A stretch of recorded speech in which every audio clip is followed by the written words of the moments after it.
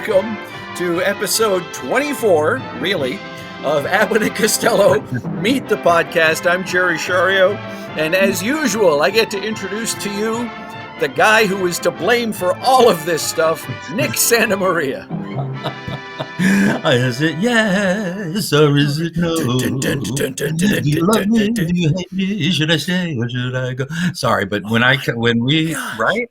Yes, it sticks in your head. How did I put it in the book? It is a permanent lodger. Yes, in my head, and since I was a child, and it's still my favorite scene in the movie. Yeah. What movie are we talking about? We are talking about Africa Screams. Now, I spent all night watching it last night and making notes. What's the matter? No. We're actually, you're on the wrong continent. I'm sorry. Am? Oh, you am. Yes, you am. Let's try a vowel then. I didn't realize we were playing Wheel of Fortune. Once we get Vanna White over here, I'll let you. But until then, no, we're talking about Mexican Hayride. Oh, and Vanna White's matter. There you go. Yeah, no, we're talking about Mexican Hayride. That's right. Okay. There's been so much talk about border control and, the whole thing about illegal aliens and everything that it kind of slipped my mind. There you go. I didn't want to cause any political madness during the first 15 minutes of our podcast. But hi and welcome, everybody, to Abbott and Costello Meet the Podcast. My name is Jerry Shario, and we are talking with Nick Santamaria. What? Yeah, keep going. Close enough. Yeah, let's just. I promised one of our fans asked me to do my Pat Buttram imitation. And I'm thinking maybe I should I do that? Should I start it off so we get it out of the way? Do it. I used to do an imitation of Pat Buttram singing "Your Cheatin' Heart" when I was a comedian on the cruise ships. And they used to request it all the time, actually. And then I'd do it, and they'd request me to stop. Yeah. But I wonder if I could do it. Let me try. Excuse me. Okay. Yes, Mr. Doug. Mr. Doug. I can't do it. I'm too raspy. If I were one of the seven dwarves, I'd be raspy. Boy, that's pretty prescient also. It is, yes. Right? Rachel Ziegler, Zoyevman, Rachel Big Mouth. Mr. Douglas, I have here a genuine Roman tub. Something like that, along those lines. But I can't get my voice to go there. But anyway, speaking of voices going there, how about that Rachel Ziegler, Zoyevman?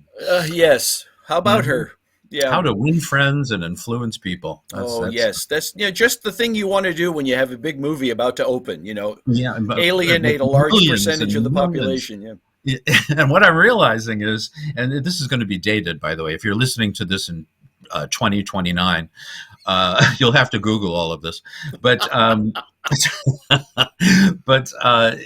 they spent, with the retakes, about $350 million on the film alone. And that's not including all the press and the advertising and everything else that goes with it. They have to make at least $1 billion at the box office to break even. They made $43 million this weekend. I've got that on me,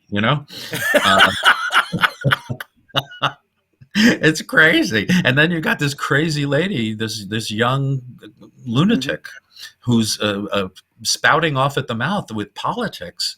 It's just, she's not paving the road with butter. No.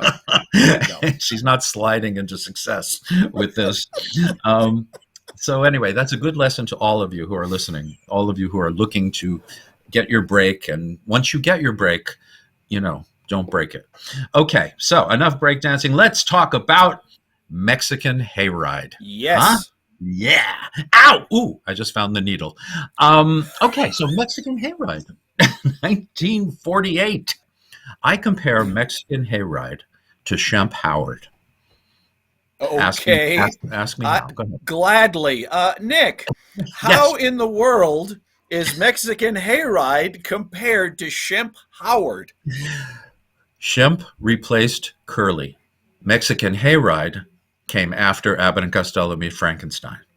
You get my Oh, drift? You get my drift? It's a yes. perfectly great movie, Yep. Mexican Hayride. It's perfectly wonderful, Yep. but it follows the iconic, and the overused word, Abbott and Costello Meet Frankenstein, and that's the only thing working against it. Yeah. And in point of fact, Abbott and Costello Meet Frankenstein was sandwiched between two really good Abbott and Costello movies, Mm-hmm. The Noose Hangs High and Mexican Hayride, two of their Yep. best, as Yep. far as I'm concerned.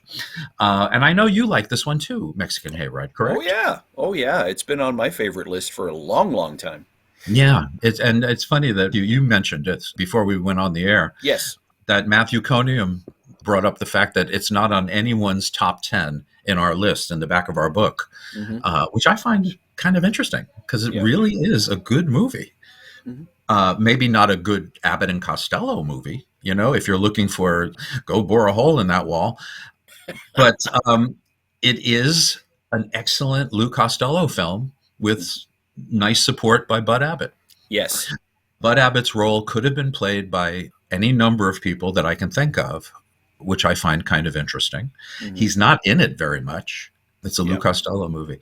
And as I was watching it last night, all of a sudden I'm thinking, he can carry this movie. He can carry a movie alone. He didn't need anyone. Yes. He was okay. This is something every time we finish a podcast, and we'll get back to this, Jerry, because I want to hear what you have to say. Okay. But before I forget again, in England, during this period, during the 30s, 40s, even into the 50s, straight men were not part of the team. Oh. Straight men were hired for the comic. Sid Field, who was compared to Chaplin as the greatest British comedian to come along since Chaplin, hired Jerry Desmond to play his straight man. And they're a team. They're together. They're working. They're doing all their sketches together. Yeah. But Jerry is for hire. And that went along with Norman Wisdom and other comedians in England. And if Abbott and Costello were a British comedy team, Bud would have been hired as needed for Lou Costello. And that's what this movie reminded me of. It's like England. Okay. So Bud disappears for 15 minutes at a time, whatever. And Lou is working with Fritz Feld and Sid Fields and Luba Molina, and Bud's tied up in a closet, Yeah. But the thing is, before everyone is up in arms about poor Bud, the movie works. And it's fascinating to watch under those conditions. It's a Lou Costello movie. What do you think, Jer? Well, I agree with you completely. The fact that Lou carries it so well, I found that looking back on the film, I noticed that Bud was not there a few times, but during the film, I never missed him. It's like Lou played the scene so well with whoever he was working opposite, and it held my attention. It kept me entertained. And then Bud came back in. Oh, well, nice little spark. And then we do something with the two of them together. And then Lou goes off on his own again. It works beautifully. And to the point where, as you said, Lou Costello could carry an entire movie himself. I'm just sorry that the one and only time he tried was 30-Foot Bride of Candy Rock. But anyway. I agree. Yeah. Mm-hmm. Yeah, we were talking about on the Marx Brother Council page, somebody mentioned Roland Barber, who ghosted Harpo's autobiography, and also Rocky Graziano, Somebody Up There Likes Me. He ghosted that. And they were saying, what other credits does he have? And I was the only person who wrote The 30-Foot Bride of Candy Rock. Yes. And Matthew backed me up. He said that he talked to Roland's son. And Roland Barber's son said that it was a blip on his father's resume, but he was very proud of it. And the son, became a huge Abbott and Costello fan because of it. So there's some good to come from everything, True. So anyway, I thought that was kind of interesting. So speaking of interesting, there's this movie. It's got a preamble, and I'm sorry if it's a lot, but there's a lot to be said before we get to the actual movie itself, because it's based on a Broadway show, a hit Cole Porter Broadway show, Mexican Hayride. It starred Abbott and Costello's old friend from Streets of Paris, their Broadway show, Bobby Clark, with his drawn-on glasses. And Bobby Clark plays the part that Lou plays in the movie. It's decidedly different. There is no Harry Lambert, Bud Abbott's role, but there is a character played by George Givat, who was usually a Greek comedian, Greek dialect comedian. His catchphrase was, "Well, how you like that?" But in this one, he plays Lombo Campos, a Mexican who teams up with Bobby Clark, and they're crooks. And that's really it. They're selling fake stocks and schemes and this and that. And it turns out that at the end, nobody's forgiven. They are deported to face criminal charges. That's the Happy Musical. It actually lasted 16 months, 481 performances, a decided hit, even with a hitless Cole Porter score. Poor Cole Porter was going through a real bleak point at this time. He wasn't a real dry period, let's put it that way. And it didn't break until a couple of years later with Kiss Me Kate. And then he was back again. And of course, he was dealing with the whole thing with his legs after the falling, the horse fell on him and all this stuff, which is weird. It happened in his apartment. That's the weird part. Those Hollywood parties, Just... Yeah. Okay. No, he needed it. They didn't have calculators back then. So he would say, hey, Dobbin, how much is 3 + 4? And he'd hit them, with his hoof. But that was an early form of calculator. Mr. Douglas, Roman tub. Oh, Mr. Haney. Anyway, so Universal pays attention and says, oh boy, there's a hit show with Bobby Clark, and he's a comedian, and we have some comedians under contract, so that works. So what did they do? They dipped into their Universal pockets and pulled out $50,000 and bought the rights to the show. Immediately, they put Oscar Brodney on the first draft. Okay, and Oscar's pretty interesting. Oscar was born in Boston in 1907. He was a gag writer and a radio writer, mostly for Bob Hope. He would go to the film sets and write gags, extra gags into Bob's scripts. In fact, when he died in 1962, he was in London doing exactly that for Road to Hong Kong, or last road picture. He was with Universal forever, by the way. But he also wrote on RKO film, Eddie Cantor's last starring film, If You Knew Susie, with Joan Davis. And I think I've mentioned before that Eddie and Joan were an item for a while. Eddie strayed from Ida, and it was him and Joni, Now, Joni, it's my turn to be on top. So that was terrible. And he also wrote on Abbott and Costello Meet the Killer, Boris Karloff. Yeah. And he was nominated for an Oscar for his work on the Glenn Miller story at Universal. And his very last, he did a lot of TV, Francis the Talking Mule movies. Things were very, I don't know, how do you put it? He would work on Glenn Miller's story and then go work on Francis the Talking Mule. What if he mixed them up? I think that would be much more interesting. We're going to take the plane and hopefully I won't get shot down. I'd be very interested to see a mule trying to play the trombone. That would be very interesting. I've seen it a few times, but only when I'm drinking. He passed away in 2008 at 100 years old, Mr. Brodney. His last film being Ghost Fever from 1987, a Sherman Hemsley star. Yes. It's half Mexican, half U.S. cast. I mean, it's just, Sherman. Wow. Yeah. I used to have a job where I would collect the film clips for SAG Awards. They would always be dedicated to something every year. And I was one of the people in charge of picking the film clips. And I also did that for the Television Hall of Fame. So like when William Frawley and Vivian Vance were inducted, I got to pick the clips, which is an honor. It's wonderful. Yeah. But I had to do Sherman Hemsley, and he was nowhere to be found. He was doing like dinner theater in Arizona, and he died there alone, and nobody knew. Wow. He was doing dinner theater in Arizona, and he died at the motel. Mm. Very weird. He had a very secret life, from what I understand. Anyway, Wow. that's all. That's all here nor there. That's Okay. Oscar Brodney, and he's he's the main writer on this one, and he did a terrific job.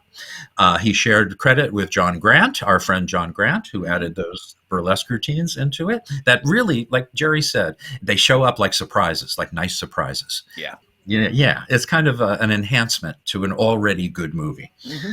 Okay, and the other one working on the movie. You know what? I mixed up some people. I'm sorry. Oscar Brodney was not Bob Hope's guy.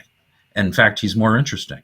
Monty Bryce, who was a gag man for Bob Hope, he was the one who died in 1962 in London, and he was born in 1891 in New York City. So he was 71 when he died. But yeah, he also worked on Brown and Carney's Genius at Work. Well then. One of my favorites. That's got Lionel Atwill and Bela Lugosi and my dear Anne Jeffries, my dear friend. So yeah, he got to work with them. Okay, so that's Monty Bryce. And he worked with, also uncredited, Sid Fields. Wrote on this film. Yeah, added. And I'm sure it was just the scene he was in, because that was his specialty. The fast talking, not listening, stepping all over him. Mm-hmm. That's one of the funniest scenes, I think, that they put on film, that Abbott and Costello put on film. The interview with Sid Fields. But anyway, that was Monty Bryce. That's Sid Fields, who somebody wanted to know a little bit more about him. We did talk about him during In Society, if you want to go back and listen to that one. But here's a quickie. We'll give you a quickie. He was born 1898, Milwaukee, Wisconsin. Sidney Hirsch Feldman. His parents were from Russia. He started out in amateur shows as a monologist. He teamed up in burlesque with a guy named Jack Greenman. They were signed by Minsky's and did very well, but they split in the mid-30s. He started writing for radio at that point, for Rudy Valley, and then for Eddie Cantor. Became a character on the Eddie Cantor show named Mr. Guffey, and his job was basically doing what he does in this movie, only with Eddie Cantor. Mm-hmm. His first brush with Bud and Lou was in burlesque, of course, but they met up again for In Society, where a lot of his footage was cut. But he became like one of their main writers on radio, and then he became Mr. Fields on television, and was also a regular on the Jackie Gleason variety show, where he would do the same thing with Jackie Gleason. And that was in the 60s. He lived to 1975. He lived in Las Vegas, and he had a chatty little newspaper column that he wrote. I wish I had a collection of them. I'm sure they're very interesting, and he remembered a lot of stuff. He would go back and talk about stuff. So anyway, that would be interesting to find out if they're saved, if they're archived somewhere. That's Sid Fields. That's for whoever asked about him. And let's go back to Oscar Brodney. I feel like I owe him an apology. He was born in Boston in 1907. He's the one who lived to be 100. He died in 2008. He went to Boston University and Harvard Law School and became a lawyer. As a lawyer, he had a hobby of writing jokes and eventually drifted into radio, and then Universal scooped him up, and he became one of their main writers for years and years. And he was the one nominated for Glenn Miller's Story, and he's the one who worked on If You Knew Susie with Eddie Cantor and Ghost Fever with Sherman Hemsley. Okay, so that catches us up with all the writers. Now, it's funny that Universal bought the rights to the play in 1946, but they didn't finish the script. They didn't work on it to its end until 2 years later, and that's when they added John Grant and Sid Fields and Monty Bryce. Okay, so Abbott and Costello have this $50,000 movie coming up. Universal went to Broadway. It was a big hit. This was a big thing for them, and the boys don't want to do it. It's interesting because you all know Eddie Sherman, their manager, the guy who pretty much got them there. He really, really did. Mm-hmm. He deserves that credit.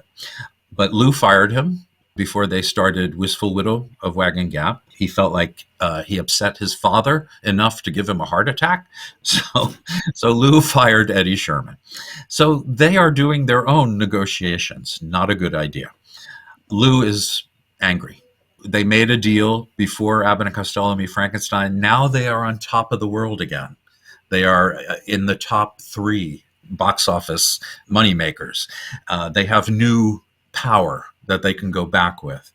And Lou, first of all, he asked for $25,000 more. And when they question him about it, he lets out that it's not the money. He wants better stuff. He's making a fortune for the studio. He wants Technicolor, like Martin and Lewis eventually got. He wants better casts. Okay, and this one they got John Hubbard, Virginia Gray, and Luba Molina. He wanted Tony Martin, Lucille Ball, and Carmen Miranda. Mm-hmm. And it would have worked. It all would have worked just as well. So this is what he wanted. He felt like they've done everything already, and they needed more to give to the audience, rather than what they'd been giving them.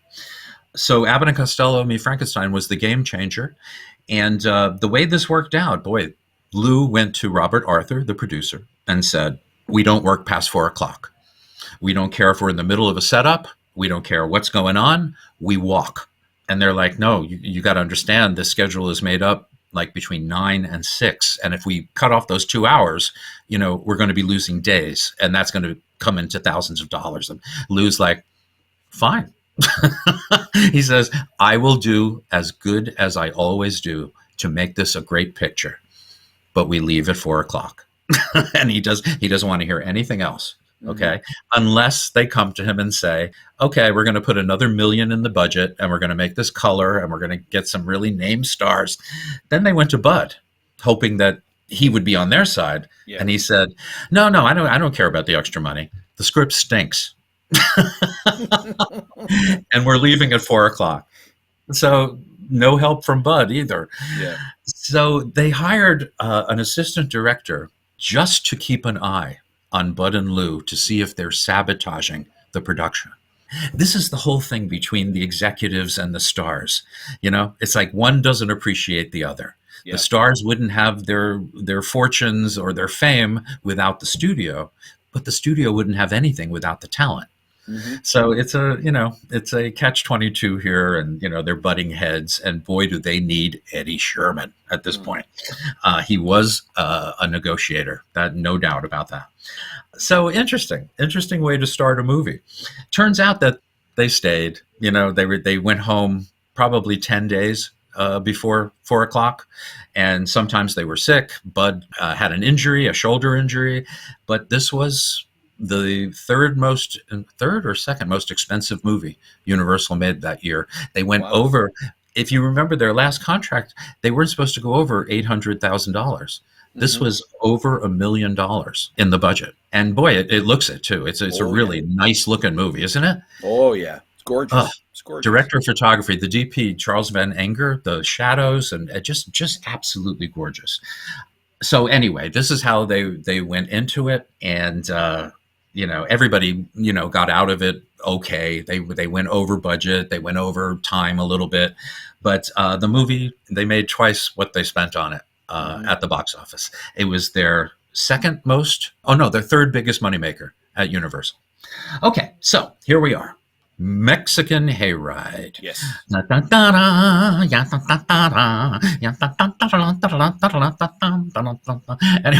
Jerry and I are both like weaving back and forth, with this beautiful song.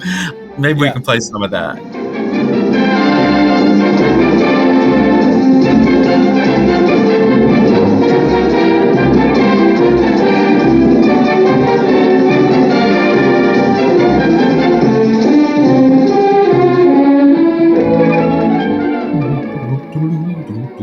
Okay, so we've got that wonderful number bringing us in. And this is what I love about this movie. There's no big preamble. There's no, background or anything like that. It's all presented to us in the very first scene. And then everything follows from there. Now, you've got the two detectives, okay? We've got Tom Powers, right? Mm-hmm. Who's the tall, thinner one. Born in Owensboro, Kentucky, one of my favorite towns, Owensboro. Great comedy town. Tom Powers, born in 1890 in Owensboro, died in 1955. Went to the American Academy of Dramatic Arts at the age of 16 years old. starred in Vitagraph Westerns during the silent days. Made about 70 silent movies before talkies came in. But then he went to Broadway. He did a lot of things by Shaw, George Bernard Shaw, O'Neill. He did Strange Interlude by O'Neill. He took over for Orson Welles in Julius Caesar. Wow. This guy was an actor. This guy was a real actor. And he's most known, I would say, for Double Indemnity as the husband who gets killed.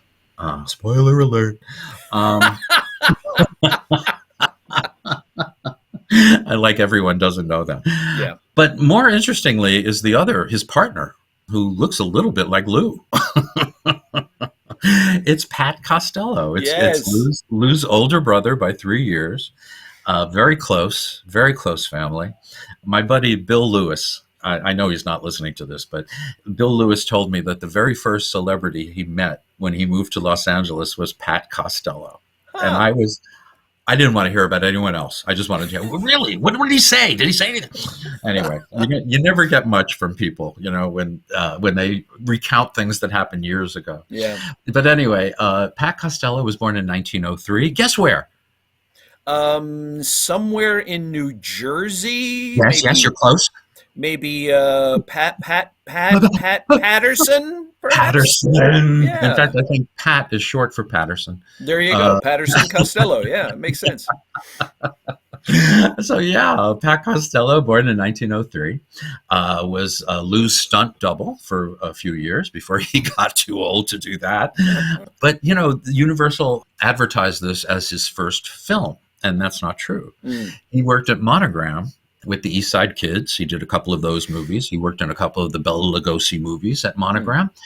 But more importantly, there was a Lee Tracy. Remember Lee Tracy? Fast-talking, pre-code actor. Yeah, one of my faves. Yeah. He did a movie when he was ousted from the big studios for peeing on a Mexican general. That's a whole other story. I'm serious. Okay. During the making of the film, Viva Villa at MGM in 1934. Wallace Beery played Pancho Villa, and Lee Tracy was hired to play the reporter who follows him around. Well, Lee Tracy was an alcoholic times 100. And one day while he was partying, one morning while he was drinking, outside his balcony at his hotel, a Mexican general was supposedly making a speech, and he peed on his head. And he had to be sneaked out of Mexico because they were ready to put him in jail forever. Wow. And MGM had to step in. And once they did, he was fired. He never worked at a major studio until his last movie, The Best Man, with Henry Fonda, where he steals the movie. But he made a movie called The Payoff at Monogram. And Pat Costello is the comedy relief. His hair is darkened. He wears a fedora turned up, and he looks just like Lou. So, you see what they're doing. Yeah. It's called The Payoff, and I think you could probably see it on YouTube. So I found that very interesting. But anyway, he died in 1990 at the age of 87. He lived a much longer life than his little brother, unfortunately. I mean, fortunately he did, but unfortunately. Yeah. So these two detectives are looking for a guy by the name of Joe Bascom. That's Lou Costello. And you have to suspend your belief for a second, your belief system. He's from Idaho. I'm going to let that sink in. Idaho. Okay. That's what I think of, Lou Costello, Idaho. And Bud also was coming from there. Here's the deal. It's a little complicated, but try and follow this. Try and follow it. I'm still talking like I'm 9 years old when I didn't understand it. Okay. Bud is Harry Lambert. He's a crook. He's a down and dirty crook. He's a villain. In Idaho, he gets Lou involved in a oil scheme. So they sold shares to this phony oil deal. And the feds find out about it. And Bud, who is Harry Lambert, he runs to Mexico. And Lou eventually has to go too. But his purpose is to find Harry Lambert, get the money that he stole from his friends, from Lou's friends, and go back and claim his innocence. So that's the plot. But they're looking for Joe Bascom. They're looking for him because as far as the cops are concerned or the feds are concerned, Lou stole the money. and ran to Mexico. So they're looking for him. So they all meet up at the bullfight arena, and it's so convoluted. Bud is now working a couple of different schemes in Mexico. Where did he find the time? He is managing a female bullfighter by the name of Montana. She's played by Virginia Gray, who was also in The Big Store in 1941, which I consider to be the Marx Brothers Abbott and Costello movie. So yeah, Virginia Gray is Montana. She looks very nice in her Toreador. She looks Toreadorable.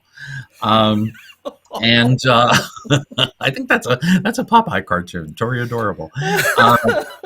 But anyway, Bud is managing her, but she is Lou's ex-girlfriend from Idaho, who also went to Mexico. Okay, Bud gets involved in this scheme. One of his partners, a guy named Gus Anderson, is a crook. And there's this program, this big thing going on in Mexico at the time called Amigo Americano. So whoever Montana throws her hat to will become the Amigo Americana and basically an ambassador from America to Mexico. What they're planning on doing is using it to sell phony stocks to the public. I mean, they've got to trust the Amigo Americano, right? Yeah. Right? Like Trump, you got to trust him. Sorry. In 2029. Who? Trump? What? He's probably still going to be president.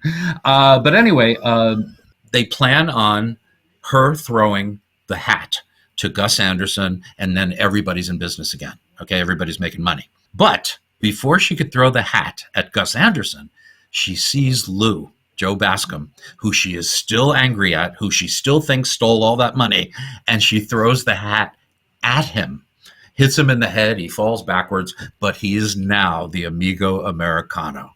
And Bud is beside himself. Oh my God, what are our plans? Blah, blah, blah. Gus Anderson is angry. He's like, you, what are you doing to me? Blah, blah, blah. Bud said, don't worry, we'll get the money. We'll get it to you. Everything will be fine.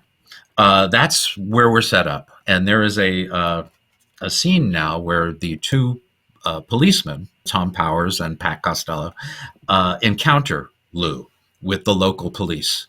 And this dialogue ensues. This guy adds up to Joe Bascom. Joe Bascom is short and dumpy. Like you? Like me. And he's got a roly-poly face. Like you? Like me. And he's got short, fat, stumpy legs. Like you? Yeah, like me. Officer, arrest that man. I thought it was so clever to use Pat. You know? Yeah. He's terrible, but, you know, it's great that to see him. That's a great bit. And it's fun to watch the two brothers working together. They were very close, the two of them, very, very close. But as I was saying to Jerry earlier, Pat's not exactly an actor. He's he's got that flat New Jersey accent, you know, and delivery. It's just doesn't work. Better taking falls for his brother. Yeah. So that's the deal. Lou tells them his name is Humphrey Fish. They don't have a picture of Joe Bascom. They have to send away for it. It's going to take some time. You know, this is before cell phones and fax machines. So they have to wait for the picture. So in the meantime, Lou is Humphrey Fish. And Bud takes over. Yes, I know this man. I've known him for years. What's his name? Humphrey Fish. Humphrey Fish, yes. So Bud's great when he's put in those positions and he has to talk his way out. He's great. So Lou does not want to lose sight of Bud because Bud is the crook and he wants to make sure he gets the money. Bud doesn't want to get Lou out of his sights because he's now the Amigo Americano and is very important in selling the phony stocks. That's as much as Bud is involved in this film. Everything else is Lou. It's amazing. It's just a Lou Costello movie. Okay, so Luba Molina, who plays Dagmar, is Bud's partner in crime. And she's played by the lovely Luba Molina. Now, Jerry. Yes. Now, when you were watching this, and I know this is one of the movies I saw most when I was a kid. This was always on, you know, maybe 3 times a year. And so I'm very familiar with it. I did not realize that Luba Molina was not Mexican or Latina. And, you know, until I read your chapter on this movie in your book, The Annotated Abbott and Costello, I was in that same camp. Right? She just is. I mean, how could you argue that? She's like a Mexican Spitfire, you Yeah. know? Yeah, yeah. My little fish. She's from St. Petersburg, Russia. Her father was, big in the Moscow Art Theater. She started as a child with the Moscow Art Theater and also as a dancer. Her father's name was Vitaly Molina, and she appeared with Pavlova's children's dance troupe when she was 5. Wow. Yeah. And then she grew up, and via Shanghai, London, Paris, she landed here in the United States in the late 1930s. She sang in nightclubs, worked for Mike Todd on Broadway in a show called Priorities of 1942 with another Paterson, New Jersey native, Burt Wheeler. Okay. And she also appeared with Burt in Las Vegas. She made some soundies, the jukebox films. Yeah. I got to look those up. I'll bet she's great. And then later she married a prominent New York attorney, worked sporadically on stage and television until 1960, retired, and died in New York in 1982. But Russian, I was blown away. Never would have guessed it. No. But she is, okay, I have a lot to talk about with her because apparently she did not like making this movie. She is the only cast member from the original Broadway show to be brought in to the movie. Okay. So let me fill you in on a few things here from my own personal standpoint. People who originate parts on stage often resent, number one, either Hollywood replacing you with a name, I'm holding up my quotation marks, or you look around and you realize you're not dealing with Bobby Clark, who you were friends with. Or you're not dealing with, this person over here who you did it for 2 years with, So Luba had her own thing going on. And when you watch my favorite scene in the movie, her song, and how Lou reacts to it, they're stepping all over each other. There's very little respect, I see, personally. She'll be doing a bit and Lou will step on it. Will step on the punchline. And the punchlines aren't jokes. They're sounds and things she's doing. And she does it to him as well. So I see two comedians butting heads. And this was for the first time as I watched it last night, knowing how she felt about making the movie. Yeah. So it made sense to me that she was, being a little bit of a brat, and so was he. But yeah, Lou was on, I think he needed Eddie Sherman and he was afraid to admit it. And he had to deal with all that went with that. Yeah. Okay, so Luba is Bud's partner. They have to get the money. And one of my favorite scenes is coming up. By the way, the samba, Lou's character, Joe Bascom, did the samba for 68 hours straight and won a contest. That's how he won the money to get to Mexico. And every time a samba is played, he starts dancing. He can't control it. And it may be the funniest thing in the movie. As every time he stop playing the samba. The funny thing is, the samba is not a Mexican dance. It's Brazilian. But this was not in the original script. This was added on set. It's not in the Broadway show. It's not in the script. Yeah, somebody said, it'd be funny if so-and-so, happened. So how cool is that? This is where Buster Keaton would get mad. Boy, they didn't care what they did and blah, blah, blah. But that's because they were spontaneous. They would improvise. Just a different way of working. Now, Montana, Virginia Gray, very beautiful lady. She was born in 1917 in Edendale, California, a town that doesn't exist anymore. Wow. It's where the original Mack Sennett studios were. But everything was rezoned. So she possibly never born. So Virginia Gray was born in a vacuum in 1917. Her father was a director of silent films. But here's the interesting thing. When she was a child, she appeared in the silent film Uncle Tom's Cabin as Little Eva. And in the movie Abbott and Costello Meet the Keystone Cops, as the movie begins, Lou is in a movie theater watching that movie. Yes. Isn't that cool? I love things like that. So Virginia Gray is actually in 2 Abbott and Costello movies, but one got paid for one. Okay, so Virginia Gray, 1917. She was signed by MGM in the late 1930s and played mostly leads in B movies and things like The Big Store with the Marx Brothers. But she was mostly, to movie buffs, she was Clark Gable's girl on the side. What do you call her? She was always there for Clark Gable, and they had an affair for years and years until he kicked off in 1960. Gable, he used to go home and drink a quart of alcohol every night and drink himself into oblivion. Wow. Yeah. When you talk about alcoholics of old Hollywood, his name seldom comes up, but he was one of the biggest. Yeah. Let's get back to the movie.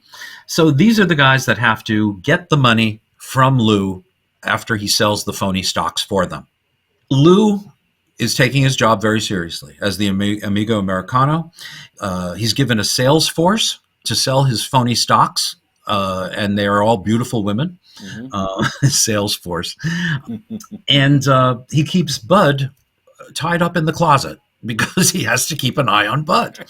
So after he unties Bud is like, we've got to continue. You're Humphrey Fish. You got to remember, you're Humphrey Fish. You're not Joe Bascom. So he sees Joe Bascom, JB, initials on Lou's coat. So he makes him take his coat off, and of course, in true Bud Abbott fashion, you'd end up in traction. The way he handles you. So he rips off his coat. He sees it on his shirt. He rips off his shirt. He sees it on his handkerchief. He tears his handkerchief to. This is pure burlesque. It's just great. This is John Brandt. And then eventually, of course, he sees it on his pants, and he rips his pants off, and he's wearing those pantaloons underneath, right? Yeah, is that what you would call those? Yeah, they're like pantaloons. And then, of course, I love when Lou calls him, says, I may be wrong, but you might want to check my collar. He looks, and sure enough, there it is, and he rips his shirt off. But the thing that got me when I was a kid during this scene, not only did I find it very funny, but it's the trick Lou does with the apple. He's eating an apple, and he does this thing where he flips it, and he catches it, behind him, and I learned how to do it. I'd be in the backyard with a tennis ball, and I learned how to do it. Anyway, he was very agile that way. So Bud leaves, and who comes in to interview Lou? Sid Fields. Now, this is one of the funniest scenes in the movie, and this is what Sid Fields did better than anybody else. And if we don't play this, we're definitely off the mark. Mr. Fish, on behalf of the Amalgamated Press, I'd like to ask you a few questions. How do you feel about this tremendous responsibility that's been vested in you in making you the Amigo Americano? Well, you're pretty sure of yourself, aren't you? You characters are all alike. Would you say the inter-American relationship as exemplified by your lackadaisical efforts to promote goodwill could possibly accomplish anything? Well, I think you're exaggerating. You sound like an egotist. Why do you attempt to use polysyllabic conversation when your intelligence quotient is obviously -0? Why don't you just stick to words of one syllable? You know what a syllable is? Yeah. What's a syllable? A syllable. Are you sure you know what it is? Yeah. Give me your definition of a syllable. Go ahead, what's a syllable? Take it easy, don't get excited. Just one word at a time. You're sure you know what it is? What's a syllable? Go ahead, don't get excited. What's a syllable? I want you to tell the girls, so the girls know you're talking to me now. What's a syllable? Don't rush yourself. I want the girls to know that you're a very smart man and intelligent individual. Now, don't turn your back. What's a syllable exactly? A syllable. You're sure that you know what a syllable is? Go on, take it easy now. Give me a simple explanation. If you give it to me, it's bound to be simple. That's the idea now. We're getting somewhere. Exactly what is a syllable? You don't mind if I get a word in here, do you? No, you go ahead. I'm getting hoarse now. Oh, I'll give you the help. Look, a syllable is a sound. Yeah. Now, how is the sound of a syllable formed? It's formed by letters of the alphabet placed in juxtaposition one to the other. Mm-hmm. See what I mean? No. I'm telling you. Yeah. Now, how many letters would you say there are in the alphabet? Well, there's about... Not about. There's a definite number. New rules, huh? No. There's always been a definite number of syllables and letters in the alphabet. Now, are they all alike? No. Well, I got that one in. Of course. Now, there are two types of letters, consonants and vowels. Can you name the consonants? Yes, sir. There's North America, South America, and Patterson, New Jersey. No. The consonants are 21 in number. There are 21 consonants and 5 vowels. Now, 21 and 5? 28. No, 26. I was close. All right. Now, you take the consonants and vowels and put them together. What do you form? Syllables. Syllables form words. Words form sentences. And then people talk or they do what you've been doing. Hey, what have I been doing? You've been making a fool of yourself. Now, look. Oh, you're trying to attack me, eh? After I treat you like a gentleman, you get antagonistic and belligerent? I dare you to hit me once more. Using both of your hands on me, huh? You ought to be ashamed of yourself. Oh, trying to pull a knife or something. I'm surprised. Let me give you a little piece of advice before I leave. Remember, in the future, when a reporter comes in and asks you for an interview, don't talk so much. I have to say that Lou is as funny as Sid Fields in this sketch. The things he interjects with are so funny. You know, how many letters in the alphabet? 28? 26. I was close. Great stuff. Great stuff. Oh, yeah. So anyway, Yep. so Sid gets to do his specialty, and it's a highlight of the film. Definitely a highlight of the film. Okay, so let's jump ahead. This is all going on. How do they sell the stocks? Lou has to make a speech as the Amigo Americano to a lot of influential money people. And what they do is Luba Molina and Bud, Harry Lambert and Dagmar, switch the speech around so it's Lou selling their phony stocks. So how does Lou do this? You know, I think is it Luba Molina who says you have to deliver this speech? And he goes, well, that can't be hard. I used to deliver newspapers. They were much heavier than this piece of paper. Oh, by the way, I love when the audience at the bull ring is yelling, "Ole, ole!" And Lou says, "Who's this Swedish guy, Ole? What are they saying?" Anyway, so yeah, where was I? So they need an enunciation teacher, an elocution teacher, to teach him how to make this speech and speak clearly and professionally. And who do they hire? My old pal, Fritz Feld. Ow. And Fritz is at his best here. He is at his best. He is hilarious. How do you do? Here's my cane, my hat, my gloves. And he turns around and then sees, what are you doing with my cane and my hat and my gloves? And he takes them back. And of course, his work with Lou is just exemplary. It is just hilarious. It's him teaching Lou how to speak properly. And of course, none of it is valid. And he couldn't care less. He's there to flirt with Luba Molina. Yep. But this is one of Fritz Feld's funniest scenes ever filmed by this hilarious man. And Lou, of course, as he's going to pull the cork out of the wine, Fritz Feld is behind him and gives him and Lou is like looking at us. I didn't pull the cork. How did this, and when he finally finds out what it is, he tries it himself and, of course, knocks himself out. One of the funniest scenes in the movie, just hilarious. Yep. So Lou makes the speech in front of those people, and that was pretty funny as well. And everybody wants a piece of this. They all trust the Amigo Americano, including Joe Kirk, Lou's brother-in-law. He's there, too. He wants a piece of the action. It's not enough that he's married to Lou's sister. You marry my sister, hey. So everything's working. Everything's going according to plan. They got cash out the wazoo because everyone wants a piece of this. Lou has the cash and he hides it because he doesn't want Harry Lambert, Bud, to get it. He doesn't trust Bud. So Bud tells Luba Molina to seduce Lou and find out where the money is. And this is the beginning of my favorite scene in the whole movie. This song, number one, it will stay with you forever. The three musicians, the Flores brothers, are just fantastic. They were also in Rio Rita, by the way. They were, part of that ensemble. But Luba Molina does a song here called "Is It Yes or Is It No?" And I think we need to play some of it here. Is it yes or is it no? Do you love me? Do you hate me? Should I stay or should I go? Stop. But my life all depends how the wind will blow. Is it yes or Please stop the samba. Please don't let him play the samba. 'Cause my life all depends how the wind will blow. Don't! Is it yes?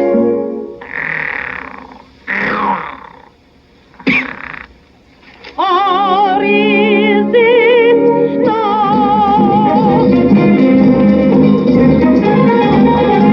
Fellas, please. Quiet, will you, fellas? No more shouting. Please, fellas, quiet. Please. Oh, I've got And this is wonderful because Lou is reacting to everything. And his reactions are very, very funny. He throws a rose down to her from his balcony and it comes back like a yo-yo back into his hand. While she's like talking to him. She's ripping the apartment apart, looking for the money the entire time. But what I was referring to before, if you watch this scene, watch the two of them. The timing of the jokes is just a little off. It looks like they're purposely, and especially Lou, it looks like he's purposely cutting off her punchlines. There's the whole thing where she does the Tarzan round. She hits that really high note. He kind of does something over it, and it's a little uncomfortable. But like I was saying, I think Luba felt she was a little too good for this and took it out on the production. So anyway, that scene is just gorgeous, and she finds out where Lou hid the money. She steals the money, but not before Lou asks for a kiss. And Lou is wearing spurs, metal spurs on the back of his boots. And when he kisses her, the spur goes into goes into the plug where you would plug in your plugs. What do you call that? A socket. Yeah, a socket. Okay. So anyway, goes into the socket just as they're kissing, and of course, sparks happen, and she is over the moon. I have never been kissed like that before by any man. But that's important. She's not just throwing that away. That's important for later. So she's got the money. The FBI and the guy in charge of Amigo Americano, the John Hubbard character, he's the straight guy who supposedly is having an affair with Virginia Gray. And again, it's not developed, so we don't know anything about it. Yeah. But anyway, he's the straight arrow, and he finds out what Harry Lambert and Joe Bascom are up to, and he comes to arrest them. And the people are yelling for Lou, the Amigo Americano, to step out onto his balcony and say a few words. So they let him do that, and he disappears. He runs away. Okay. The feds have Bud. And this is another one of my favorite scenes. There are so many good scenes in this movie, folks. I'm not kidding. Give it a chance. It's so good. So Bud is in the back seat. He's handcuffed, and Pat Costello is driving the car. And Tom Powers is in the back with Bud. They get a flat tire. It just so happens, and this is Bobby Clark did this in the Broadway show. It just so happens that Lou is dressed as an old Mexican woman pushing a tamale cart down this road in Calabasas, California, where I used to teach. It's a beautiful area. But it just so happens that they have the flat tire, and Lou happens to be there pushing this heavy cart dressed as a woman. The cart isn't dressed like a woman. Lou is. Sometimes Lou is a la carte. He enjoys that. But anyway, so he's pushing the thing, and so they stop to fix the tire, and they suggest, hey, we're hungry. Let's get some lunch. So they send Bud over to make the order, and he realizes that it's Lou, and they get a plan. They're going to poison the cops. So they're going to put every hot thing they have into these tortillas and roll them up and give them to the cops to make them ill. It doesn't work out. They want Bud to take the first bite because they don't trust them. So they give it to Bud. He's holding it. Remember, he's got handcuffs on. When the hot stuff starts dripping onto the chain that holds the handcuffs together, it melts the metal and his hands are free. I mean, the cops don't know this because he goes right back again, but he sees that his hands are free. So in the meantime, they tell Lou, no, we don't want this. We don't want anything so hot. So he takes out this big wad of dough and he starts punching it. He's supposed to be kneading it, like a nice Mexican woman. And it's so funny. He makes this long rope-like dough. It'd be the longest French bread in the world. And he starts twirling it over his head, and of course he connects it with the two cops who their heads bashed together. They're getting wet the dough thrown at their heads, and then Bud, being Bud in this movie, being the villain, he runs for their car, doesn't wait for Lou, and just takes off, leaving Lou to run after the car as he throws the tortillas with the hot stuff, and they explode like grenades. But Bud leaves him there, Yep. stranded in Calabasas, which leads to another great scene. This is just, I'm sorry, it's just, there's one Yeah. after another. Lou shows up as the musician at the Bull Arena. And he's got this mustache and these heavy eyebrows and glasses, and he's got the big serape and the sombrero. And Crispin Martin, the great Mexican comedian, he's leading his little orchestra, you know, and Lou has a trombone. I don't know where he got it, but he shows up with a trombone and he tries to join the band, and he's terrible. So, the guy takes the trombone. You know, Lou, of course, it breaks, and Lou blows into the wrong parts and all this. But he says, "You're a terrible trombone player. Here, you tried the piccolo." So he takes the piccolo, and he's worse with the piccolo. And of course, he's thrown out of the orchestra after being admonished by Crispin Martin. And he goes into the Bull Arena, but he bumps into another Mexican fellow by the name of El Butto Abatato. This is Bud dressed as a Mexican. So the two of them run into each other, and they try to communicate using those American to Mexican books, you know, the language books. And Bud is very funny in this. He goes, you know, he's going to each page to get one word at a time, you know, and Lou then takes out his book, and he makes a great, you know, effort in opening up the right page, getting to it, finding it, you know, going down, and then just saying "sí," and that's that's their communication. But anyway, they realize that who they are, and it becomes a big thing. You know, where's the money? Who's got the money? Blah blah blah. Lou tells him that Dagmar has it. It's gone. You know, and so it turns out that Dagmar, after that kiss, has fallen for Lou. Mm-hmm. She has never been kissed that way before. So she, not trusting Bud, kept the money for Lou, put it in this hat she had, and she was holding it for him. Lou, at this point, has to fight the bull. It turns out that, you know, he has to be there. He runs into the wrong place. The bull follows him out. And the whole time I'm watching it, I'm thinking of my 8mm version of "No Bulls, Please." I don't know what kind of Einstein came up with that. I had "No Bulls, Please." I had "No Indians, Please." Yep. From Ride 'em Cowboy. Oh yeah. You know, it's like, "Hey Murray, what can we call this? How about "No Salami, Please"? Okay, let's go. We'll do that one. You know, the Castle Film people. Yeah. This was the year, actually, that Bud and Lou retained the rights to those 8 and 16mm films. Oh. Made a fortune. Universal tried to get away with it. Mm. And when Bud and Lou found out about it, Universal buckled and said, yeah, it's yours. You can have it, you know. Yeah. So anyway, this is a really good bullfight segment. Yes. And I write in the book that although I'm a animal rights activist and I find bullfighting to be abhorrent, in fact, my main agent in Hollywood during my glory years was a guy by the name of David Moss. And David's uncle was, what the hell was his name? Samuel. He started out as an editor at MGM and produced Ben-Hur later on. Sam Zimbalist was his uncle. But David Moss was one of 2 famous bullfighters, American bullfighters in Spain. I believe the other one was Bud Bedecker, the director. But yeah, he was a bullfighter. And I used to feel really icky about that. You know, here's a guy who's got pictures of him killing bulls on his wall. And, you know, I'm dead set against it. So eventually I had to fire him. But anyway, so this one is good. I love Kid from Spain is my favorite Eddie Cantor movie, and that's a bullfight movie. Yep. The Bullfighters, Laurel and Hardy, is their best 20th Century Fox film.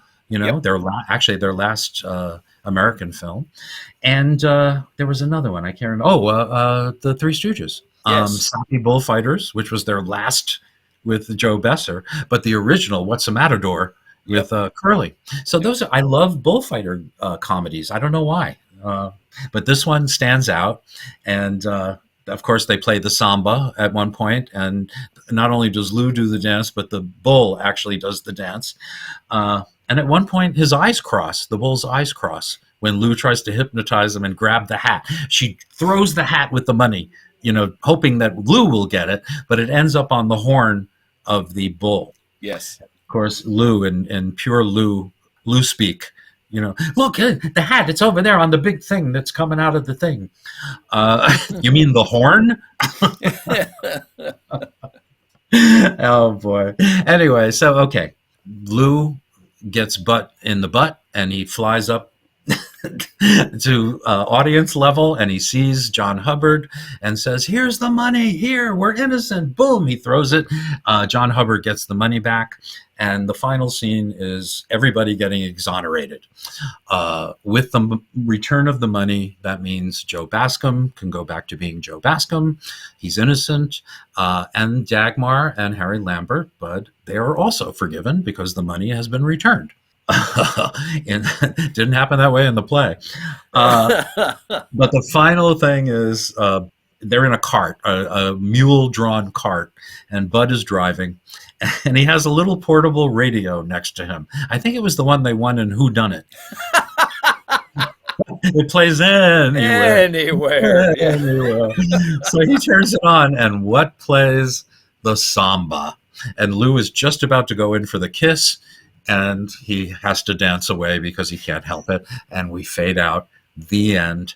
Excellent Abbott and Costello. Yes. Excellent. I can't recommend it highly enough. So I hope we did justice to it. Your thoughts, Jerry? You've been kind of quiet about this film. This was their holiday offering for 1948, by the way. It opened December 27th. Oh, okay. Yeah. Well, yeah, no, I was kind of quiet because, you were basically saying all the good stuff. I'm sorry. No. No, you're editing, so take me out and put you in, Yeah. Okay. But wait, I have to record an introduction. Today, welcome to Abbott and Costello Meet the Podcast. I'm I'm Nick Santa Maria, and I have the pleasure of introducing to all of you my partner and friend, a guy who really has made theatrical history by doing a lot of theatrical history. Here he is, Jerry Schneidman. Jerry Schneid. You know what? We'll continue with our regular roles. I think that would be best. Yeah, let's just keep it that way. I think so. Yes, I'm in total agreement with you. It's an excellent film, and as you mentioned earlier, and we had talked about before recording here today as well, that may be one of the difficulties that Abbott and Costello fans have with it. It's an excellent film, and not a typical Abbott and Costello film. Exactly. Yeah. This is where they're becoming more situational. Mm-hmm. They're following the trends of post-war tastes, which were eschewing. I love that word. Yes. That kind of mindless, we're going to do this, and then we're going to do a song, and then we're going to do this, and now they were actual real scripts and real movies, and not for the worse, And I also think this may be true. Correct me if I'm wrong. I would like your opinion on this as well. This may be more true for comedians because comedy changes over the decades. Yes. And so you and I both are Marx Brothers fans. What they did in the 20s, late 20s, early 30s was very funny, very good for the time period. As the 40s came along, they had to change, they had to adapt. Same thing with Bud and Lou here. When they started making films, it was this style, and now we're moving on from that. But I think that affects comedy more so than straight drama. Because comedy is so subjective, is such a personal thing, mm-hmm. Things that make you laugh. Right? Yeah. Something that makes you laugh hysterically. I might look at you like, what? Huh? What are you talking about? It's so subjective. It's such a delicate art form. And you're absolutely right. Things changed post-war, just as things changed post-code. Pre-code was one thing. That's where the Marx Brothers, flourished. Yeah. And then the code, Wheeler and Woolsey too, the code took away their teeth. Yeah. So Wheeler and Woolsey ended up making films for children, mostly. Everybody was affected by it, but especially Mae West. Mae West, her whole show was about being naughty. And when you take that away, you've got a middle-aged heavyset broad. Boy, I'm going to hear about that. But anyway, but you're absolutely right. Things changed. Things became more situational. Things became, and I hate to say this, but things became more formulaic as it became more and more of a factory. But interesting times when this film was made, 1948. This is the time that the Supreme Court took away their movie theaters. Like Paramount had thousands of theaters across the country. So you can guarantee their movies were going to make a certain amount of money, but those were monopolies and they had to give them up. So Universal was amenable to Abbott and Costello's demands at this point. They listened. And when Eddie Sherman came back, things got back to normal. But they were really looking forward to their next film, Africa Screams. It was another one of their independent films, which means they made more money. They had more freedom to play. In fact, this movie is so loose, it looks like outtakes from the TV show. I hate to say it's not my favorite. It's in fact, next week, the next episode is going to be about Africa Screams. And I don't know how Jerry feels about it, but it's one of my least favorite Abbott and Costello films. And funny you should have mentioned earlier in this particular episode, bringing up Shemp Howard. Speaking of Africa Screams, yes. And Joe Besser, we mentioned in this episode, and we'll talk about them next time as well. Yes. And definitely have to put some attention on that. Joe came off better than Shemp. I think Shemp was very funny, but he didn't have much to do. No. And he was still a stooge at this point. He was a stooge. Oh, yeah, I hadn't thought of it that way, yeah. This is 49. He started with the Stooges in 46. Yeah. So anyway, interesting setup here. So join us for the next one. And it's Africa Screams. Lou also put together a 10,000 Kids and a Cop, a two-reel movie starring William Bendix, his best buddy in Hollywood. And it's all about the Lou Costello Jr. Youth Foundation. And it's terrific. We'll talk about that next week as well. Jerry, I can't say it enough. This is the highlight of my week and my 2 weeks. And it's always such a pleasure to break bread with you. Wait, are we breaking bread? I broke something. I don't know what it was, but it might have been bread. That's about crystal meth, isn't it? Breaking bread? Yeah, let's not go there. I think so. Yeah. And you always say it first, but I agree wholeheartedly. I look forward to this every 2 weeks, getting together with you. And I just hope and pray that our listeners feel the same way. Yeah, I do too. I'm getting emails from Audio Boom, which is the service I pay for in order to have access to all the platforms. And they're telling me that they're trying to advise me about YouTube, saying, there's no reason for you to do that for free. People are going there and they're not subscribing to this or whatever. I don't know what to do. I don't know what to say. I'm not tech savvy, and especially since we don't have a part 2 for Abbott and Costello Friends. I think that the cat's out of the bag. Yeah. But let's say our goodbyes and thank you for joining us, ladies and gentlemen. We really appreciate your listening. And again, if you are listening on YouTube, it is all important that not only you hit the subscribe button, but also hit the thumbs up if you like us. Okay? Because that's what this is all about. We're trying to get this started and we'd like it to become a thing, much like the other podcasts out there. Okay, kids, thank you so much for joining us, and we will see you next time with Africa Screams. To think that a short time ago that was just a hunk of silver ore. Silver ore what? Silver ore. Silver ore what? Silver ore. Well, it's got to be silver ore something. It can't be silver ore nothing. It's possibly been lying in the ground for thousands and thousands of years. You see, they dig it up and then they smell it. That's been in the ground for thousands of years? No wonder it smells. I wouldn't dig it up. I'd dig it deeper. Down as far as you could get your... Put a pole and stick it down in the dirt and cover it over with dirt. What he's trying to tell you is that the ore is smelted. What kind of English is that? Well, smelted means smelted by a smelter.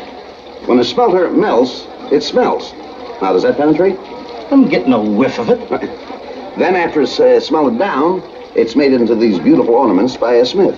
By a smith? Mm-hmm. Well, couldn't Jones make it? Oh, sure, but he'd still be a smith. How can a Jones be a smith? A Jones is a Jones. He's got to be a smith in order to make these. Jones don't have to be a smith. Definitely. Why should Jones change his name just to make these things? Don't change his name.